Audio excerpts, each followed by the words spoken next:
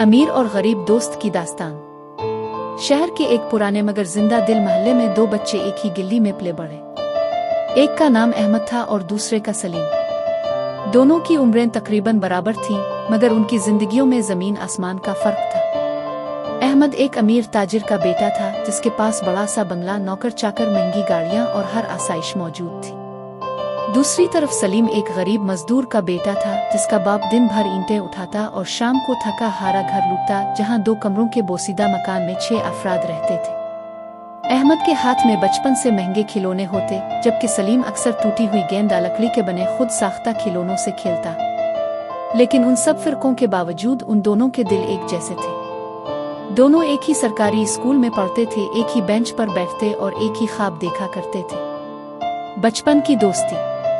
School के दिनों में अहमद अक्सर सलीम के साथ अपना लंच बांट लेता। सलीम कभी इनकार करता, मगर अहमद मुस्कुरा कर कहता, दोस्ती में हिसाब नहीं होता। सलीम की आंखों में इस वक्त चमक आ जाती। वो दिल ही दिल में दुआ करता कि अल्लाह अहमद को हमेशा खुश रखे। स्कूल के बाद दोनों गिल्ली में क्रिकेट खेलते।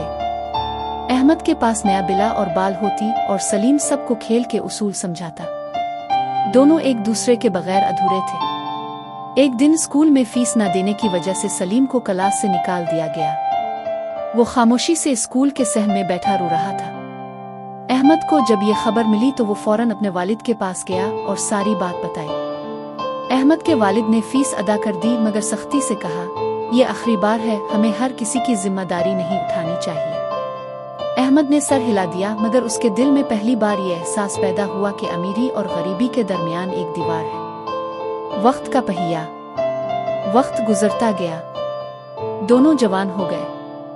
अहमद को आला तालीम के लिए बैरून मुल्क भेज दिया गया, जबकि सलीम गुर्बत के बाइस मैट्रिक के बाद पढ़ ना सका। इसने एक वर्कशॉप में काम शुरू कर दिया।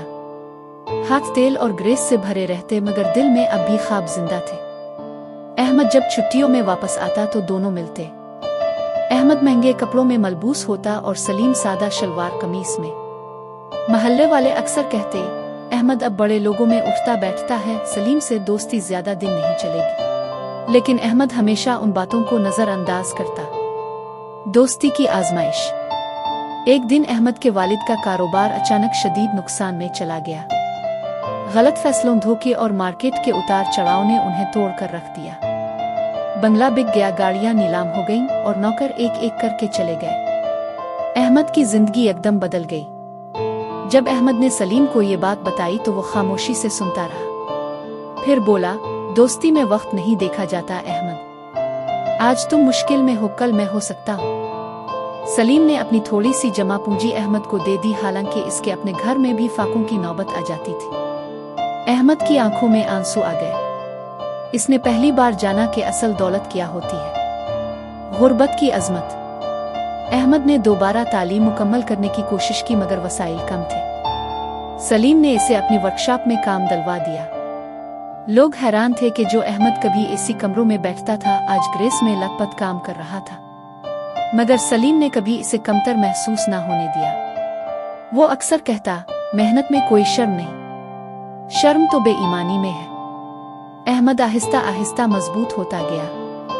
इसने कारोबार के नए तरीके सीखे और सलीम के साथ मिलकर एक छोटा सा गैराज खोल लिया। दोनों दिन रात मेहनत करते।